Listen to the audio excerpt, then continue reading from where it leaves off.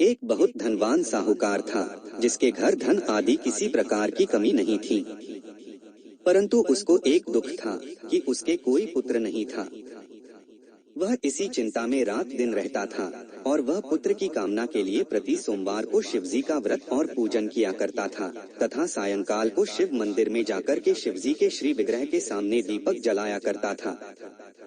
उसके इस भक्तिभाव को देखकर एक समय श्री पार्वती जी ने शिवजी महाराज से कहा कि महाराज, यह साहूकार आपका अनन्य भक्त है और सदैव आपका व्रत और पूजन बड़ी श्रद्धा से करता है। इसकी मनोकामना पूर्ण करनी चाहिए। शिवजी ने कहा, हे पार्वती, यह संसार कर्म क्षेत्र है। जैसे किसान खेत में जैसा बीज बोता है वैसा ही फल काटता है, उसी तरह इस संसार में जैसा कर्म करते हैं वैसा ही फल भोगते हैं। पार्वती जी ने अत्यंत आग्रह से कहा, महाराज, जब यह आपका अनन्य भक्त है और इसको अगर किसी प्रकार का दुख है तो उसको अवश्य दूर करना चाहिए, क्योंकि आप सदैव अपने भक्तों पर दयालु होते हैं और उनके दुखों को दूर करते हैं। यदि आप ऐसा नहीं करेंगे तो मनुष्य आपकी सेवा तथा व्रत क्यों करेंगे? पार्वती जी का ऐसा आग्रह देख शिवजी महाराज कहने लगे, हे पार्वती, इसके कोई पुत्र नहीं है, इसी चिंता में यह अति दुखी रहता है। इसके भाग्य में पुत्र न होने पर भी मैं इसको पुत्र की प्राप्ति का वर देता हूँ, परंतु यह पुत्र केवल 12 वर्ष तक जीवित रहेगा। इसके पश्चात वह मृत्यु को प्राप्त हो जाएगा। इससे अधिक मैं और कुछ इसके लिए नहीं कर सकता। यह सब बातें साहूकार सुन रहा था। इससे उसको न कुछ प्रसन्नता हुई और न ही कुछ दुख हुआ।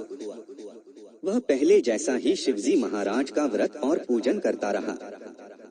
कुछ काल व्यतीत हो जाने पर साहूकार की स्त्री गर्भवती हुई और 10वें महीने उसके गर्भ से अति सुंदर पुत्र की प्राप्ति हुई।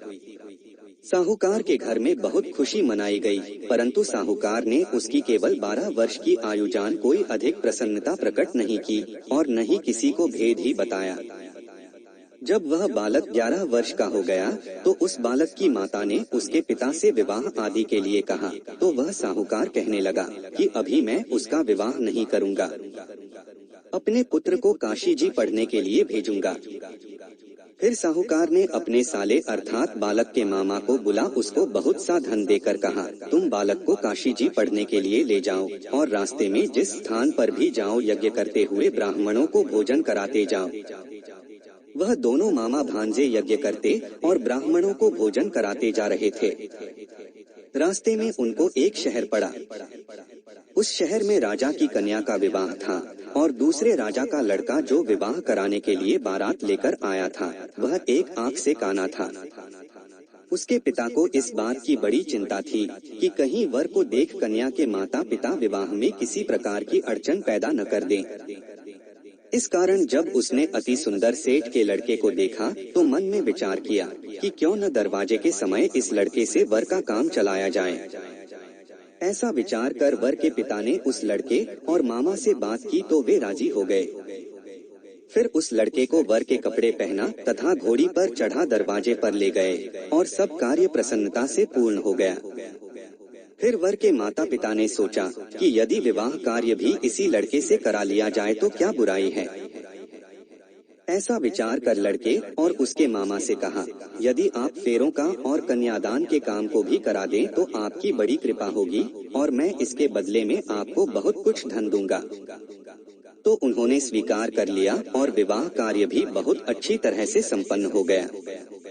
परंतु जिस समय लड़का जाने लगा तो उसने राजकुमारी की चुंदड़ी के पल्ले पर लिख दिया कि तेरा विवाह तो मेरे साथ हुआ है, परंतु जिस राजकुमार के साथ भेजेंगे वह एक आंख से काना है और मैं काशी जी पढ़ने जा रहा हूँ।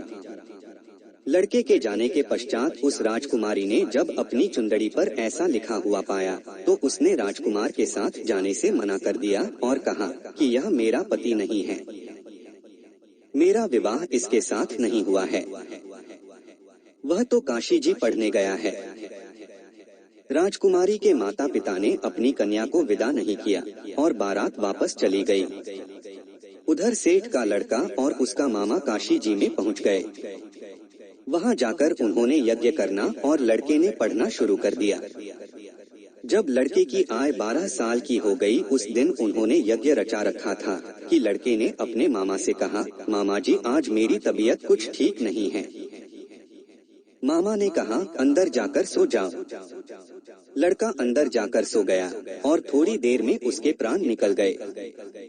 जब उसके मामा ने आकर देखा तो वह मुर्दा पड़ा है, तो उसको बड़ा दुख हुआ और उसने सोचा कि अगर मैं अभी रोना पीटना मचा दूंगा तो यज्ञ का कार्य अधूरा रह जाएगा।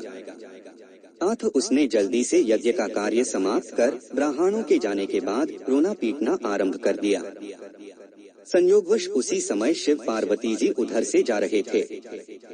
जब उन्होंने जोर जोर से रोने की आवाज सुनी तो पार्वती जी कहने लगी, महाराज कोई दुखिया रो रहा है, इसके कष्ट को दूर कीजिए। जब शिव पार्वती ने पास जाकर देखा तो वहाँ एक लड़का मुर्दा पड़ा था। पार्वती जी के कहने लगी, महाराज यह तो उसी सेठ का लड़का है जो आपके वरदान से हुआ था। शिवजी कहने लगे, हे पार्वती, इसकी आयु इतनी थी सो यह भोग चुका। तब पार्वती जी ने कहा, हे महाराज, इस बालक को और आयु दो नहीं तो इसके माता पिता तड़प तड़प कर मर जाएंगे। पार्वती जी के बार बार आग्रह करने पर शिवजी ने उसको जीवन वरदान दिया और शिवजी महाराज की कृपा से लड़का जीवित हो गया। शिव पार्वती कैलाश पर्वत चले गए।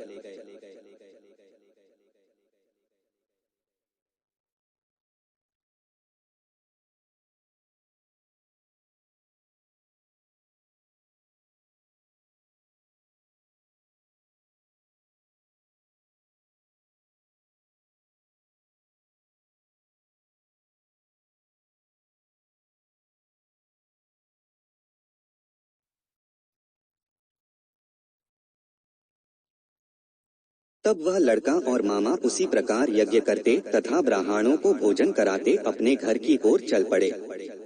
रास्ते में उसी शहर में आए जहाँ उसका विवाह हुआ था।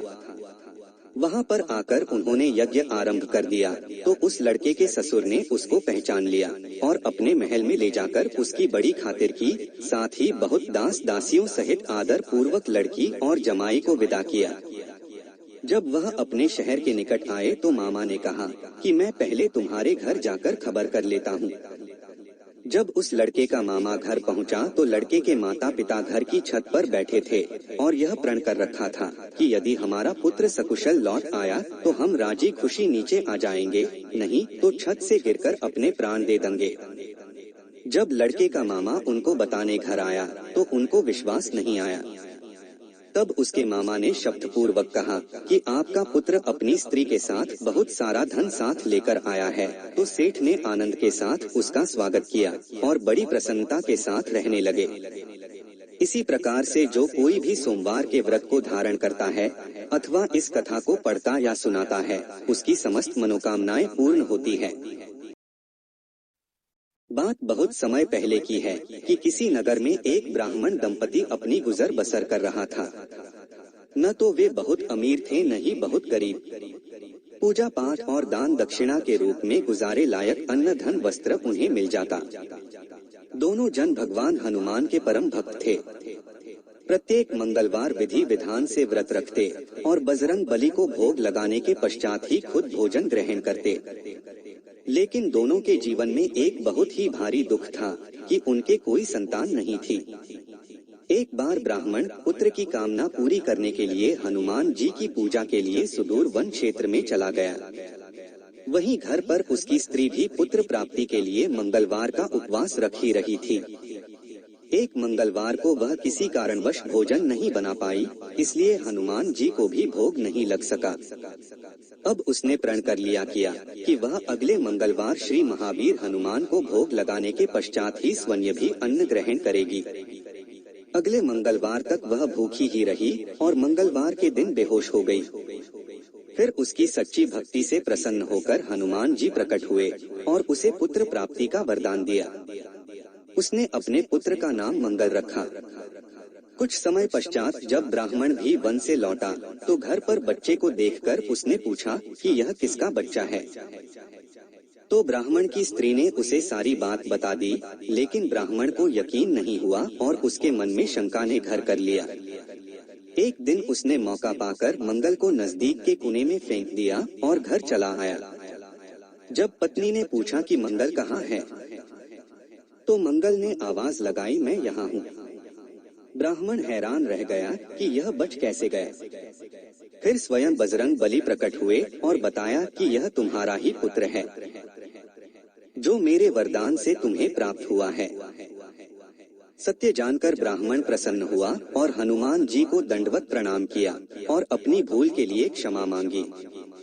इसके पश्चात ब्राह्मण दंपति सुखपूर्वक रहने लगे और श्री हनुमान जी की पूजा व मंगलवार व्रत कथा के महत्व का प्रचार करने लगे।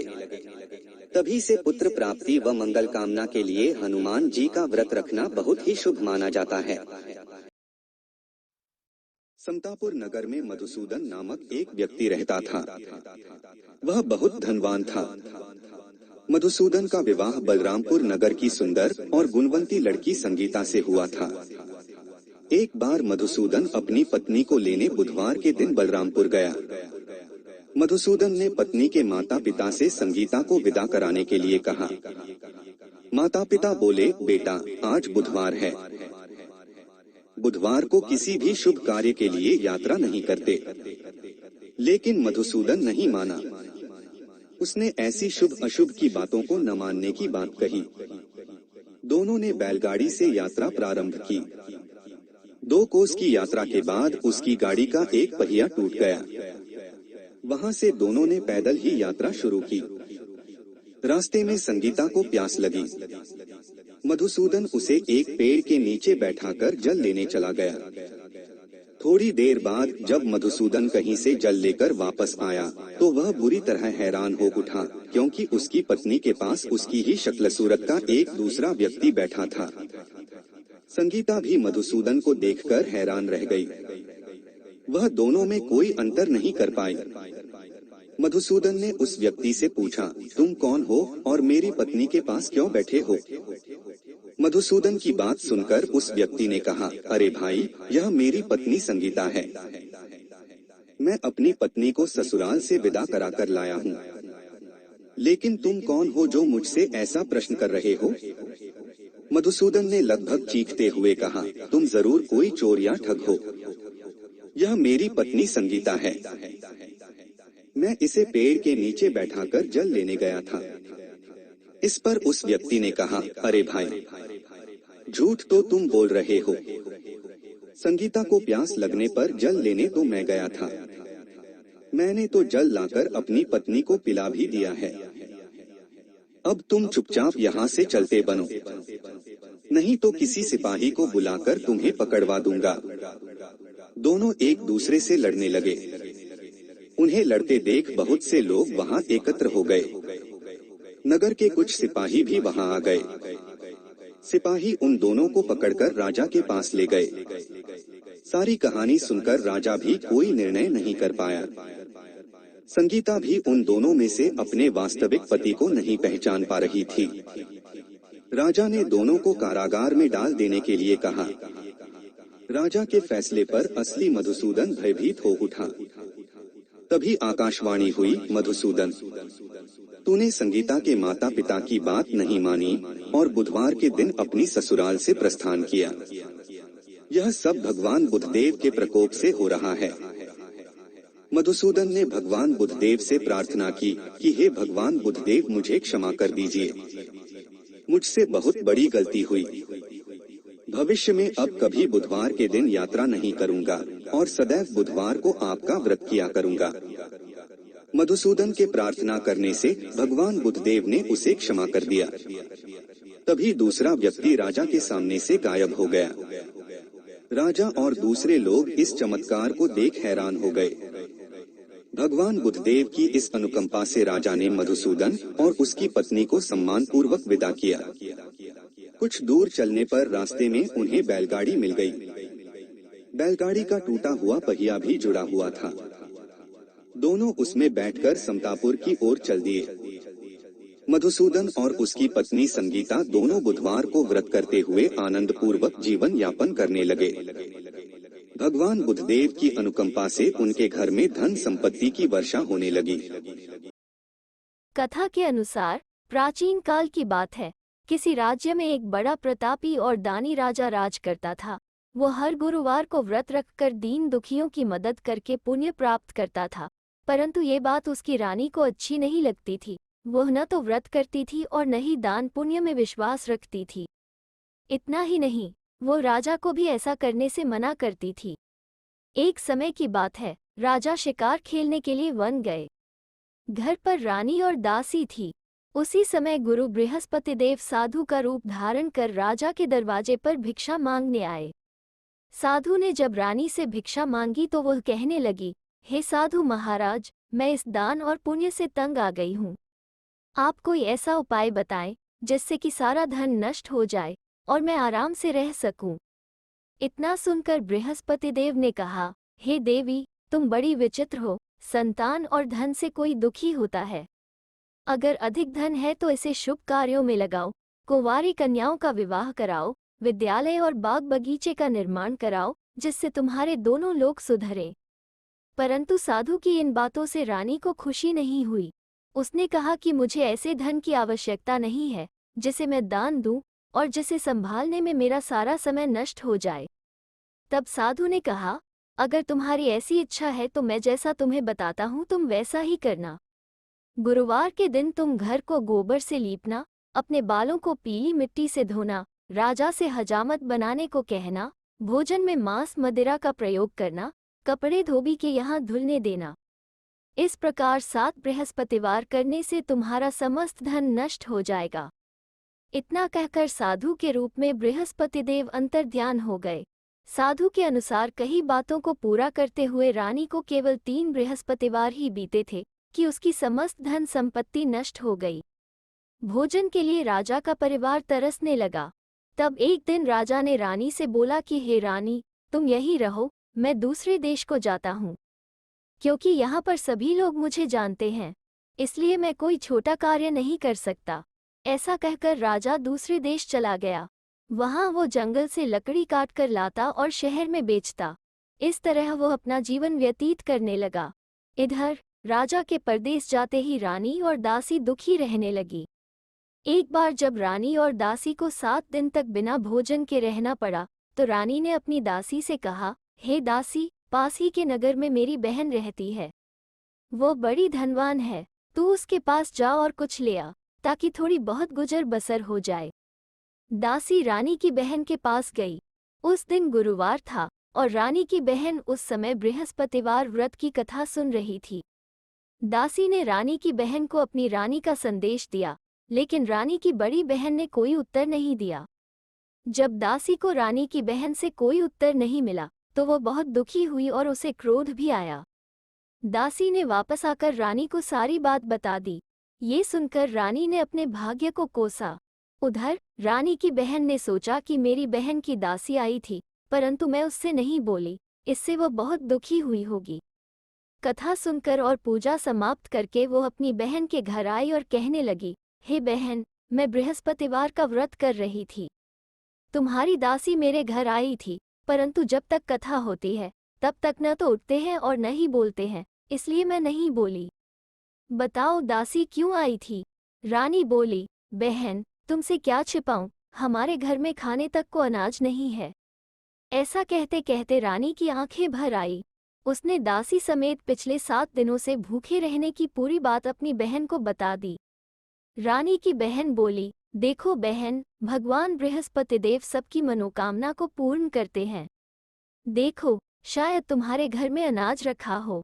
पहले तो रानी को विश्वास नहीं हुआ, पर बहन के आग्रह करने पर उसने अपनी दासी को अंदर भेजा तो उसे सचमुच अनाज से भरा एक घड़ा मिल गया। ये देखकर दासी को बड़ी हैरानी हुई। दासी रानी से कहने लगी, हे रानी, जब हमको भोजन नहीं मिलता तो हम व्रत ही तो करते हैं, इसलिए क्यों न इनसे व्रत और कथा की विधि पूछ ली जाए, ताकि हम भी व्रत कर सके। तब रानी ने अपनी बहन से बृहस्पतिवार व्रत के बारे में पूछा। उसकी बहन ने बताया, बृहस्पतिवार के व्रत में चने की दाल और मुनक्का केले की जड़ में अर्पित करें तथा दीपक जलाएं, व्रत कथा सुने और पीला भोजन ही करें। इससे बृहस्पति देव और भगवान विष्णु प्रसन्न होते हैं। व्रत और पूजा की विधि बताकर रानी की बहन अपने घर को लौट गई। 7 दिन के बाद जब गुरुवार आया तो रानी और दासी ने व्रत रखा। वो घुड़साल में जाकर चना और गुड़ लेकर आए। फिर उससे केले की जड़ तथा विष्णु भगवान की पूजा की। अब पीला भोजन की चिंता को लेकर दोनों बहुत दुखी हुई।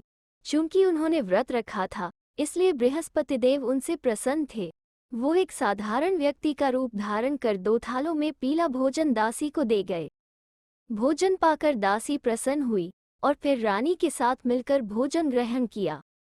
उसके बाद वो सभी गुरुवार को व्रत और पूजा करने लगी। बृहस्पति देव की कृपा से उनके पास फिर से धन संपत्ति आ गई, परंतु रानी फिर से पहले की तरह आलस्य करने लगी। तब दासी बोली, देखो रानी, तुम पहले भी इस प्रकार आलस्य करती थी, तुम्हें धन रखने में कष्ट होता था। इस कारण सभी धन नष्ट हो गया, और अब जब देव बृहस्पति की कृपा से धन मिला है, तो तुम्हें फिर से आलस्य होने लगा है। रानी को समझाते हुए दासी कहती है कि बड़ी मुसीबतों के बाद हमने ये धन पाया है, इसलिए हमें दान पुण्य करना चाहिए, भूखों को भोजन कराना चाहिए और धन को शुभ कार्यों में खर्च करना चाहिए। इससे तुम्हारे कुल का यश बढ़ेगा, स्वर्ग की प्राप्ति होगी और पितृ प्रसन्न होंगे। दासी की बात मानकर रानी अपना धन शुभ कार्यों में खर्च करने लगी। इससे पूरे नगर में उसका यश बढ़ने लगा। बृहस्पतिवार व्रत कथा के बाद श्रद्धा के साथ आरती की जानी चाहिए। इसके बाद प्रसाद बांटकर उसे ग्रहण करना चाहिए। शुक्रवार के दिन खट्टा खाना मना होता है और मां संतोषी का व्रत पूजन किया जाता है, जिसकी कथा इस प्रकार से है। एक बुढ़िया थी, उसके 7 बेटे थे। 6 कमाने वाले थे जबकि एक निकम्मा था। बुढ़िया 6 बेटों की रसोई बनाती, भोजन कराती और उनसे जो कुछ जूठन बचती वह 7वें को दे देती। एक दिन वह पत्नी से बोला, देखो मेरी माँ को मुझ पर कितना प्रेम है। वह बोली, क्यों नहीं, सबका झूठा जो तुमको खिलाती है। वह बोला, ऐसा नहीं हो सकता है, मैं जब तक आंखों से न देख लूं मान नहीं सकता। बहू हंसकर बोली, देख लोगे तब तो मानोगे। कुछ दिन बाद त्योहार आया। घर में 7 प्रकार के भोजन और चूरमे के लड्डू बने। वह जांचने को सिर दुखने का बहाना कर पतला वस्त्र सिर पर ओढ़े रसोई घर में सो गया। वह कपड़े में से सब देखता रहा। 6 भाई भोजन करने आए। उसने देखा माँ ने उनके लिए सुंदर आसन बिछा नाना प्रकार की रसोई परोसी और आग्रह करके उन्हें जिमाया। वह देखता रहा। 6 भोजन करके उठे, तब माँ ने उनकी झूठी थालियों में से लड्डुओं के टुकड़े उठाकर एक लड्डू बनाया। जूठन साफ कर बुढ़िया माँ ने उसे पुकारा, बेटा 6 भाई भोजन कर गए, अब तू ही बाकी है, उठ तू कब खाएगा। वह कहने लगा, माँ मुझे भोजन नहीं करना, मैं अब परदेश जा रहा हूँ। माँ ने कहा, कल जाता हो तो आज चला जा। वह बोला, हाँ आज ही जा रहा हूँ। यह कहकर वह घर से निकल गया। चलते समय पत्नी की याद आ गई। वह गौशाला में कंडे थाप रही थी। वहां जाकर बोला, हम जावे परदेश, आवेंगे कुछ काल, तुम रहियो संतोष से, धर्म आपनो पाल। वह बोली, जाओ पिया आनंद से, हमारो सोच हटाए, राम भरोसे हम रहें, ईश्वर तुम्हें सहाय। 2 निशानी आपनी देख धरो में धीर, सुधी मति हमारी बिसारियो, रखियो मन गंभीर। वह बोला, मेरे पास तो कुछ नहीं, यह अंगूठी है सो ले और अपनी कुछ निशानी मुझे दे। वह बोली, मेरे पास क्या है, यह गोबर भरा हाथ है। यह कहकर उसकी पीठ पर गोबर के हाथ की थाप मार दी। वह चल दिया। चलते चलते दूर देश पहुंचा। वहां एक साहूकार की दुकान थी। वहां जाकर कहने लगा, भाई मुझे नौकरी पर रख लो। साहूकार को जरूरत थी, बोला, रह जा। लड़के ने पूछा, तनख्वाह क्या दोगे। साहूकार ने कहा, काम देखकर दाम मिलेंगे। साहूकार की नौकरी मिली। वह सुबह 7 बजे से 10 बजे तक नौकरी बजाने लगा। कुछ दिनों में दुकान का सारा लेन देन, हिसाब किताब, ग्राहकों को माल बेचना सारा काम करने लगा। साहूकार के साथ 8 नौकर थे। वे सब चक्कर खाने लगे, यह तो बहुत होशियार बन गया। सेठ ने भी काम देखा और 3 महीने में ही उसे आधे मुनाफे का हिस्सेदार बना लिया। वह कुछ वर्ष में ही नामी सेठ बन गया और मालिक सारा कारोबार उस पर छोड़कर चला गया। इधर उसकी पत्नी को सास ससुर दुख देने लगे, सारी गृहस्थी का काम करा के उसे लकड़ी लेने जंगल में भेजते। इस बीच घर के आटे से जो भूसी निकलती उसकी रोटी बनाकर रख दी जाती और फूटे नारियल की नारेली में पानी। एक दिन वह लकड़ी लेने जा रही थी। रास्ते में बहुत सी स्त्रियां संतोषी माता का व्रत करती दिखाई दी। वह वहां खड़ी होकर कथा सुनने लगी और पूछा, बहनों तुम किस देवता का व्रत करती हो और उसके करने से क्या फल मिलता है? यदि तुम इस व्रत का विधान मुझे समझाकर कहोगी तो मैं तुम्हारा बड़ा एहसान मानूंगी। तब उनमें से एक स्त्री बोली, सुनो, यह संतोषी माता का व्रत है। इसके करने से निर्धनता, दरिद्रता का नाश होता है और जो कुछ मन में कामना हो सब संतोषी माता की कृपा से पूरी होती है। इसी प्रकार से जो कोई भी शुक्रवार के व्रत को धारण करता है अथवा इस कथा को पढ़ता या सुनाता है उसकी समस्त मनोकामनाएं पूर्ण होती है। एक समय सभी नवग्रहों सूर्य, चंद्र, मंगल, बुध, बृहस्पति, शुक्र, शनि, राहु और केतु में विवाद छिड़ गया कि इनमें सबसे बड़ा कौन है। सभी आपस में लड़ने लगे और कोई निर्णय न होने पर देवराज इंद्र के पास निर्णय कराने पहुँचे। इंद्र इससे घबरा गए और इस निर्णय को देने में अपनी असमर्थता जताई। परंतु उन्होंने कहा कि इस समय पृथ्वी पर राजा विक्रमादित्य हैं, जो कि अति न्यायप्रिय हैं। वे ही इसका निर्णय कर सकते हैं। सभी ग्रह एक साथ राजा विक्रमादित्य के पास पहुँचे और अपना विवाद बताया। साथ ही निर्णय के लिए कहा। राजा इस समस्या से अति चिंतित हो उठे, क्योंकि वे जानते थे कि जिस किसी को भी छोटा बताया वही कुपित हो उठेगा। तब राजा को एक उपाय सूझा। उन्होंने सुवर्ण, रजत, कांस्य, पीतल, सीसा, रांगा, जस्ता, अभ्रक और लौह से 9 सिंहासन बनवाए और उन्हें इसी क्रम से रख दिए। फिर उन सब से निवेदन किया कि आप सभी अपने अपने सिंहासन पर स्थान ग्रहण करें। जो अंतिम सिंहासन पर बैठेगा वही सबसे छोटा होगा। इस अनुसार लौह सिंहासन सबसे बाद में होने के कारण शनिदेव सबसे बाद में बैठे तो वही सबसे छोटे कहलाए। उन्होंने सोचा कि राजा ने यह जानबूझकर किया है। उन्होंने कुपित होकर राजा से कहा, राजा तू मुझे नहीं जानता। सूर्य 1 राशि में 1 महीना, चंद्रमा 2.25 महीना 2 दिन, मंगल 1.5 महीना, बृहस्पति 13 महीने व बुध और शुक्र 1 महीने विचरण करते हैं। परंतु मैं 2.5 से 7.5 साल तक रहता हूँ। बड़े बड़ों का मैंने विनाश किया है। श्री राम की 7.5 आने पर उन्हें वनवास हो गया। रावण की आने पर उसकी लंका को बंदरों की सेना से परास्त होना पड़ा। अब तुम सावधान रहना। ऐसा कहकर कुपित होते हुए शनिदेव वहां से चले। अन्य देवता खुशी खुशी चले गए। कुछ समय बाद राजा की 7.5 आई। तब शनि देव घोड़ों के सौदागर बनकर वहां आए। उनके साथ कई बढ़िया घोड़े थे।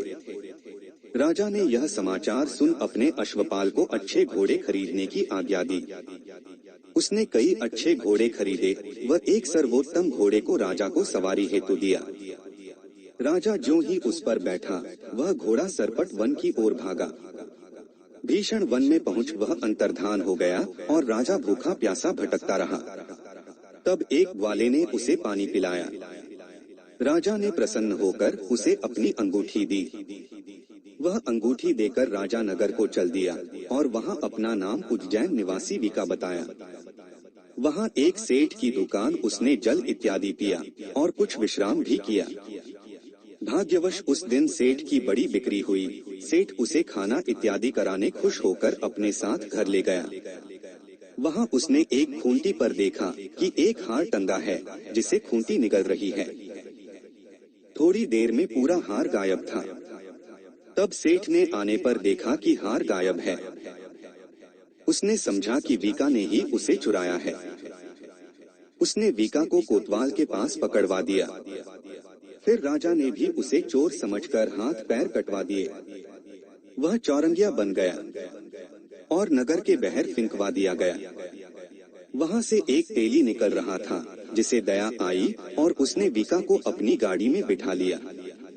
वह अपनी जीभ से बैलों को हाँकने लगा। उस काल राजा की शनि दशा समाप्त हो गई। वर्षा काल आने पर वह मल्हार गाने लगा। तब वह जिस नगर में था, वहाँ की राजकुमारी मनभावनी को वह इतना भाया कि उसने मन ही मन प्रण कर लिया कि वह उस राग गाने वाले से ही विवाह करेगी। उसने दासी को ढूंढने भेजा। दासी ने बताया कि वह एक चौरंगिया है, परंतु राजकुमारी ना मानी। अगले ही दिन से उठते ही वह अनशन पर बैठ गई कि विवाह करेगी तो उसी से। उसे बहुतेरा समझाने पर भी जब वह ना मानी, तो राजा ने उस तेली को बुला भेजा और विवाह की तैयारी करने को कहा। फिर उसका विवाह राजकुमारी से हो गया। तब एक दिन सोते हुए स्वप्न में शनिदेव ने राजा से कहा, राजन, देखा तुमने मुझे छोटा बताकर कितना दुख झेला है। तब राजा ने उनसे क्षमा मांगी और प्रार्थना की कि हे शनिदेव, जैसा दुख मुझे दिया है किसी और को ना दें। शनिदेव मान गए और कहा, जो मेरी कथा और व्रत कहेगा उसे मेरी दशा में कोई दुख ना होगा। जो नित्य मेरा ध्यान करेगा और चींटियों को आटा डालेगा, उसके सारे मनोरथ पूर्ण होंगे। साथ ही राजा को हाथ पैर भी वापस दिए। प्रातः आंख खुलने पर राजकुमारी ने देखा तो वह आश्चर्यचकित रह गई। वीका ने उसे बताया कि वह उज्जैन का राजा विक्रमादित्य है। सभी अत्यंत प्रसन्न हुए। सेठ ने जब सुना तो वह पैरों पर गिरकर क्षमा मांगने लगा। राजा ने कहा कि वह तो शनिदेव का कोप था, इसमें किसी का कोई दोष नहीं। सेठ ने फिर भी निवेदन किया कि मुझे शांति तब ही मिलेगी जब आप मेरे घर चलकर भोजन करेंगे। सेठ ने अपने घर नाना प्रकार के व्यंजनों ने राजा का सत्कार किया। साथ ही सबने देखा कि जो खूंटी हार निगल गई थी, वही अब उसे उगल रही थी। सेठ ने अनेक मोहरे देकर राजा का धन्यवाद किया और अपनी कन्या श्री कंवरी से पाणी ग्रहण का निवेदन किया। राजा ने सहर्ष स्वीकार कर लिया। कुछ समय पश्चात राजा अपनी दोनों रानियों मनभावनी और श्री कंवरी को सभी दहेज सहित लेकर उज्जैन नगरी को चले। वहाँ पुरवासियों ने सीमा पर ही उनका स्वागत किया। सारे नगर में दीपमाला हुई, वह सबने खुशी मनाई। राजा ने घोषणा की कि मैंने शनि देव को सबसे छोटा बताया था, जबकि असल में वही सर्वोपरि हैं। तब से सारे राज्य में शनिदेव की पूजा और कथा नियमित होने लगी। सारी प्रजा ने बहुत समय खुशी और आनंद के साथ बिताया। जो कोई शनि देव की इस कथा को सुनता या पढ़ता है, उसके सारे दुख दूर हो जाते हैं। व्रत के दिन इस कथा को अवश्य पढ़ना चाहिए। रविवार व्रत की पौराणिक कथा के अनुसार प्राचीन काल में एक बुढ़िया रहती थी। वह नियमित रूप से रविवार का व्रत करती। रविवार के दिन सूर्योदय से पहले उठकर बुढ़िया स्नानादि से निवृत्त होकर आंगन को गोबर से लीपकर स्वच्छ करती। उसके बाद सूर्य भगवान की पूजा करते हुए रविवार व्रत कथा सुनकर सूर्य भगवान का भोग लगाकर दिन में एक समय भोजन करती। सूर्य भगवान की अनुकंपा से बुढ़िया को किसी प्रकार की चिंता एवं कष्ट नहीं था। धीरे धीरे उसका घर धन धान्य से भर रहा था। उस बुढ़िया को सुखी होते देख उसकी पड़ोसन उससे जलने लगी। बुढ़िया ने कोई गाय नहीं पाल रखी थी, अतः वह अपनी पड़ोसन के आंगन में बंधी गाय का गोबर लाती थी। पड़ोसन ने कुछ सोचकर अपनी गाय को घर के भीतर बांध दिया। रविवार को गोबर न मिलने से बुढ़िया अपना आंगन नहीं लीप सकी। आंगन न लीप पाने के कारण उस बुढ़िया ने सूर्य भगवान को भोग नहीं लगाया और उस दिन स्वयं भी भोजन नहीं किया। सूर्यास्त होने पर बुढ़िया भूखी प्यासी सो गई। प्रातःकाल सूर्योदय से पूर्व उस बुढ़िया की आंख खुली तो वह अपने घर के आंगन में सुंदर गाय और बछड़े को देखकर हैरान हो गई। गाय को आंगन में बांधकर उसने जल्दी से उसे चारा लाकर खिलाया। पड़ोसन ने उस बुढ़िया के आंगन में बंधी सुंदर गाय और बछड़े को देखा तो वह उससे और अधिक जलने लगी। तभी गाय ने सोने का गोबर किया। गोबर को देखते ही पड़ोसन की आंखें फट गईं। पड़ोसन ने उस बुढ़िया को आसपास न पाकर तुरंत उस गोबर को उठाया और अपने घर ले गई तथा अपनी गाय का गोबर वहां रखाई। सोने के गोबर से पड़ोसन कुछ ही दिनों में धनवान हो गई। गाय प्रतिदिन सूर्योदय से पूर्व सोने का गोबर किया करती थी और बुढ़िया के उठने के पहले पड़ोसन उस गोबर को उठाकर ले जाती थी।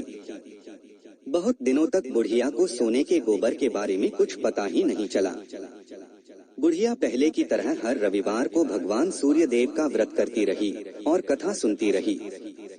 लेकिन सूर्य भगवान को जब पड़ोसन की चालाकी का पता चला तो उन्होंने तेज आंधी चलाई। आंधी का प्रकोप देखकर बुढ़िया ने गाय को घर के भीतर बांध दिया। सुबह उठकर बुढ़िया ने सोने का गोबर देखा, उसे बहुत आश्चर्य हुआ। उस दिन के बाद बुढ़िया गाय को घर के भीतर बांधने लगी। सोने के गोबर से बुढ़िया कुछ ही दिन में बहुत धनी हो गई। उस बुढ़िया के धनी होने से पड़ोसन बुरी तरह जल भुनकर राख हो गई और उसने अपने पति को समझा बुझाकर उसे नगर के राजा के पास भेज दिया। सुंदर गाय को देखकर राजा बहुत खुश हुआ। सुबह जब राजा ने सोने का गोबर देखा तो उसके आश्चर्य का ठिकाना न रहा। उधर सूर्य भगवान को भूखी प्यासी बुढ़िया को इस तरह प्रार्थना करते देख उस पर बहुत करुणा आई। उसी रात सूर्य भगवान ने राजा को स्वप्न में कहा, राजन, बुढ़िया की गाय व बछड़ा तुरंत लौटा दो, नहीं तो तुम पर विपत्तियों का पहाड़ टूट पड़ेगा, तुम्हारा महल नष्ट हो जाएगा। सूर्य भगवान के स्वप्न से बुरी तरह भयभीत राजा ने प्रातः उठते ही गाय और बछड़ा बुढ़िया को लौटा दिया। राजा ने बहुत सा धन देकर बुढ़िया से अपनी गलती के लिए क्षमा मांगी। राजा ने पड़ोसन और उसके पति को उनकी इस दुष्टता के लिए दंड दिया। फिर राजा ने पूरे राज्य में घोषणा करवाई कि सभी स्त्री पुरुष रविवार का व्रत किया करें। रविवार का व्रत करने से सभी लोगों के घर धन धान्य से भर गए, राज्य में चारों ओर खुशहाली छा गई। स्त्री पुरुष सुखी जीवन यापन करने लगे तथा सभी लोगों के शारीरिक कष्ट भी दूर हो गए।